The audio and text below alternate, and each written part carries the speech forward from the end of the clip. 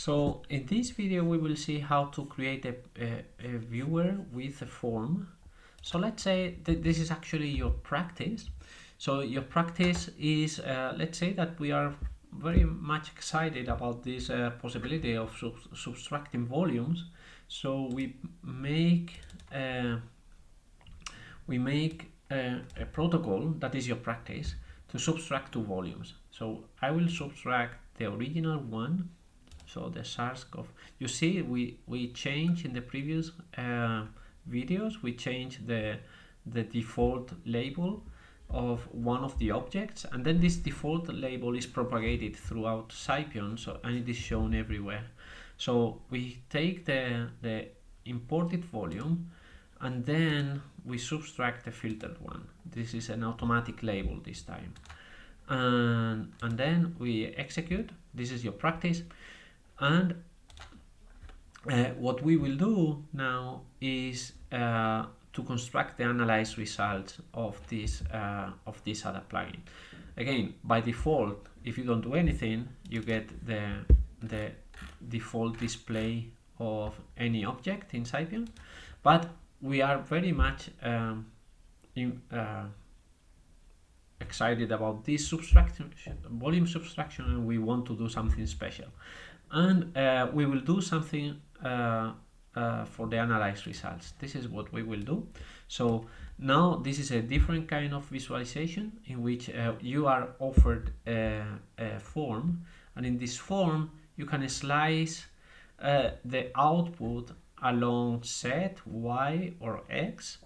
And then also you can give a specific slice, so you can give the slice in the middle. So this is some convention. So there is not a really standard practice, but normally, at least in XMIP, when we want to say this has a default value, we put some nonsensical value like -1. So for the slices, they go from 1 to n, and -1 is meant to be the central slice, whichever number that is. But this is up to you, how you program your forms. And then, just for the illustration purposes, you can either show a slice, or you can show a central line of that slice. And so you can choose which one you want to do. So for instance, let's say that I want the central slice along Z. So I press on the eye, and then I get my own visualization of this central slice. And okay, so let's see how I did this.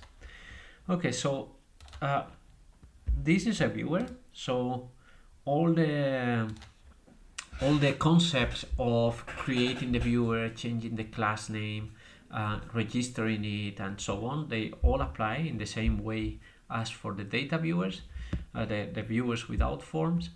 But this one is special in the sense that we have to construct a form, and for doing that we have to inherit from this class EM protocol viewer. So as we have seen, the viewers are based on, well, your viewer has to inherit from this class, and yes, you have to specify which are the targets of your viewer and so on. But this is the same as for standard viewers. But now the new thing is that we have eyes. So when you get an eyes, you put the eye on whichever parameter you want. So you have a form, so you have defined params as you had for creating the form of the protocol. So in this form, just remind, always add a section, because otherwise the parameters are not displayed. And then in this section, you add the parameters you want. So we want to slice along Z, Y, or X. We have already talked about this enumeration parameters. There is a new thing here. So you may remember that the enumeration before, the Gaussian or the rise cosine filter, it appeared as a drop-down list. If you don't want the drop down list, but just either these three possible choices that appear horizontally, you have to change the display. You do display in this way, display horizontal list. Okay, so and then so this is the standard way of defining parameters in the form. And here it appears something new, that are Boolean params. You can also have Boolean params that are either yes or no. And you can also give default values to these Boolean params and so on. But then the I. The I is something that you don't add on the form, but you add in a separate function. So in the form, you define a parameter that is called a slice number. So in this other support function that is called getVisualizeDictionary, and it has to be that one. You cannot change the name. Then here you have a dictionary that says this parameter should invoke this function, and then you have to create that function. Okay, so that is what we are doing here. So we are creating that function, and you are given the parameter name. So the parameter name is this one, a slice number, the one that invoked the function, because a function could attend multiple parameters. So you could have the same function, that is an I, put on multiple parameters of your form. And that would be it. But here I would like to show a little bit more how you can make calculations inside Scipion. So for instance, we already know how to load an image.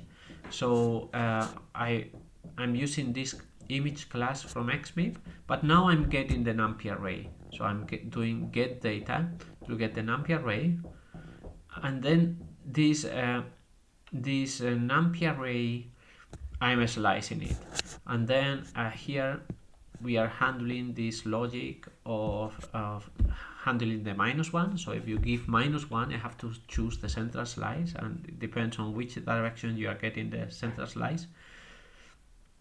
And then if the slice, I will get the central slice. So the central slice, I will use the NumPy tools to slicing. So I will take the NumPy array and get that slice along Z, Y, or X.